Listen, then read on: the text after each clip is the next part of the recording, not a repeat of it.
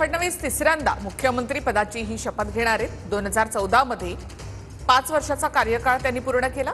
त्यानंतर अजित पवार यांच्यासोबत पहाटेचा शपथविधी आणि आता मी पुन्हा येईन असं म्हणत देवेंद्र फडणवीस यांचा हा पूर्ण 5 वर्षाचा कार्यकाळ असेल असं भाजपमधून देखील म्हटलं जातंय। कारण 132 आमदारांचं पाठबळ आहे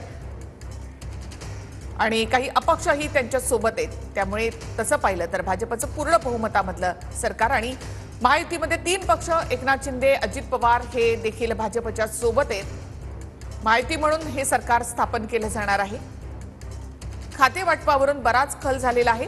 मात्र त्यानंतर आज भाजपचा गटनेता निवडला जातोय। महाराष्ट्राचा मुख्यमंत्री तब्बल निकालानंतर 10 दिवसांनंतर हे नाव अधिकृतपणे समोर येणार आहे। तर देवेंद्र फडणवीसच मुख्यमंत्री असणार असं राम शिंदे यांनी म्हटलंय। प्रत्येक आमदाराच्या मनामध्ये असलेलं हे नाव TV9 मराठीनं निकालाच्या दुसऱ्याच दिवशी निश्चित म्हणून समोर आणलं होतं। ज्या दिवशी निकाल लागला 23 तारखेला निकाल लागला त्या दिवसापासूनच राज्यामधल्या वेगवेगळ्या भागामध्ये देवाभाऊ मुख्यमंत्री, देवाभाऊ हे जनतेच्या मनामधले मुख्यमंत्री अशा स्वरूपाचे बॅनर्स आहेत ते ठिकठिकाणी झळकल्याचं पाहायला मिळालेलं होतं। काही कार्यकर्ते असो किंवा भाजपचे विजयी आमदार असो त्यांनी आपापल्या मतदारसंघामध्ये ही बॅनरबाजी केलेली होती आणि तेव्हापासूनच देवेंद्र फडणवीस हेच मुख्यमंत्री होणार यावर जवळपास शिक्कामोर्तब झाल्याचं पाहायला मिळालेलं होतं। ज्या दिवशी निकाल लागला त्याच्या दुसऱ्याच दिवशी TV9 मराठीने ही बातमी चालवली की देवेंद्र फडणवीस यांच्या नावावर दिल्लीमध्ये शिक्कामोर्तब झालेलं आहे। देवेंद्र पर्वाला आजपासून सुरू। फडणवीस शिंदे अजित पवारांची दुपारी 3 वाजता बैठक होणार आहे। वर्षा निवासस्थानी तिघांची महत्त्वाची बैठक होणार आहे। सत्ता स्थापनेपूर्वी तिघांमध्ये महत्त्वाची चर्चा होणार आहे। तर शिंदे अजित पवार आणि देवेंद्र फडणवीस यांची दुपारी 3 वाजता वर्षावर ही बैठक होईल। या बैठकीमध्ये खाते वाटपावर अंतिम स्वरूप दिलं जाईल। उद्या शपथविधी सोहळा देखील होतोय। काल देवेंद्र फडणवीसांनी स्वतंत्रपणे एकनाथ शिंदे यांची वर्षावर भेट घेतली होती। जवळपास अर्धा तास त्यांच्यामध्ये चर्चा झाली।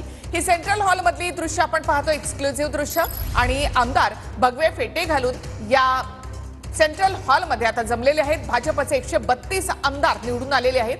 हे सगळे आमदार जे आहेत ते या ठिकाणी निमंत्रित आहेत आणि त्यांच्या उपस्थितीमध्ये भाजपचा गटनेता निवडला जाणार आहे। एकमतानं या ठिकाणी गटनेता निवडला जातो। ज्येष्ठ नेत्याकडून प्रस्ताव मांडला जाईल आणि त्यानंतर त्याला अनुमोदन दिला जाईल आणि भाजपचा गटनेता अर्थात महाराष्ट्राचे नवे मुख्यमंत्री या ठिकाणी निवडले जातील। तर सेंट्रल हॉलमधली ही दृश्य आपण पाहतोय। गटनेता निवडीची प्रक्रिया अगदी काही वेळातच काही क्षणामध्येच सुरुवात याला होणार आहे। सेंट्रल हॉलमध्ये आता एक आमदार या ठिकाणी पोहोचतायत। भाजपचे 132 आमदार आणि भाजपला पाठिंबा दिलेले अपक्ष असे सर्वच आमदार आता या ठिकाणी उपस्थित राहत आहेत। एक आमदार या ठिकाणी पोहोचतायत। मात्र सेंट्रल हॉलमध्ये पोहोचण्यापूर्वी त्यांच्या डोक्यावर भगवा फेटा हा बांधला गेलेला आहे। एकूणच भगवं वातावरण आता सेंट्रल हॉलमध्ये पाहायला मिळतंय। हिंदुत्वाचा मुद्दा घेऊन या ठिकाणी भाजप पुढे गेली आणि विधिमंडळातलं पक्ष कार्यालय भाजपचं आहे 4थ्या मजल्यावरती त्या ठिकाणी सुरू असलेली पाहायला मिळतात। केंद्रातून 2 निरीक्षक आलेले आहेत, माजी गुजरातचे मुख्यमंत्री विजय रुपाणी आणि त्याचप्रमाणे केंद्रीय मंत्री निर्मला सीतारामन ह्या ज्या आहेत ते या ठिकाणी आहेत आणि त्याचनंतर भाजपचे प्रमुख सगळे कोर कमिटीतले सदस्य जे आहेत ते या ठिकाणी उपस्थित आहेत। विनोद तावडे, देवेंद्र फडणवीस, पंकजा मुंडे, सुधीर मुनगंटीवार, अशोक चव्हाण हे सगळेच प्रमुख नेते जे आहेत ते या कोर कमिटीला उपस्थित आहेत।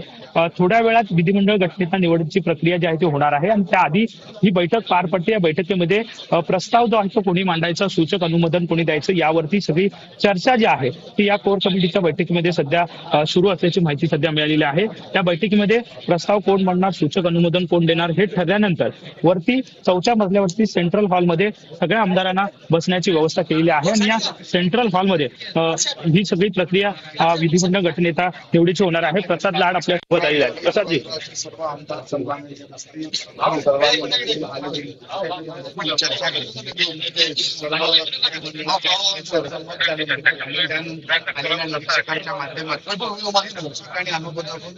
कोण सूचक राहील चर्चा सुरू आहे। लवकरच 10 मिनिटात सगळं ठेवला तो फोन काय झालेलं आहे।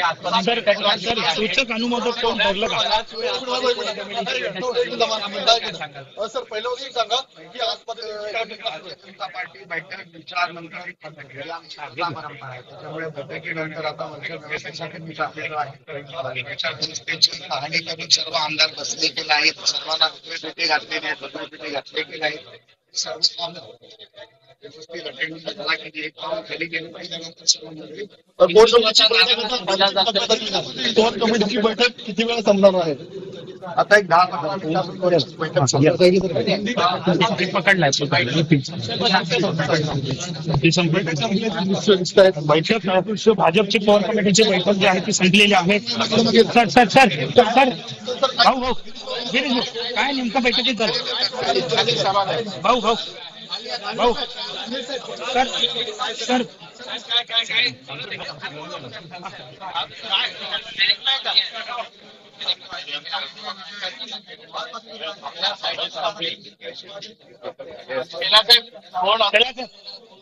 सूचक अनुमोदन कोण काय नेमकं ठरलं का? काही भाजपची कोर कमिटीची बैठक जी आहे ती संपलेली आपल्याला पाहायला मिळते. ही पहिला टप्पा जो आहे तो आजचा हा पूर्ण झालेला दिसून येतोय. चंद्रशेखर बावनकुळे जे आहे ते या ठिकाणी बाहेर येत आहेत. भाजपची बैठक ही कोर कमिटीची पूर्ण झालेली आपल्याला पाहायला मिळते.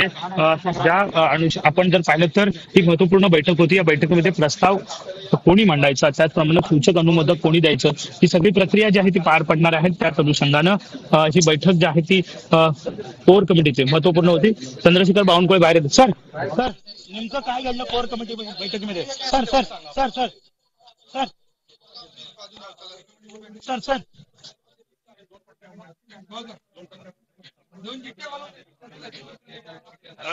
रवी भाऊ कृष्णा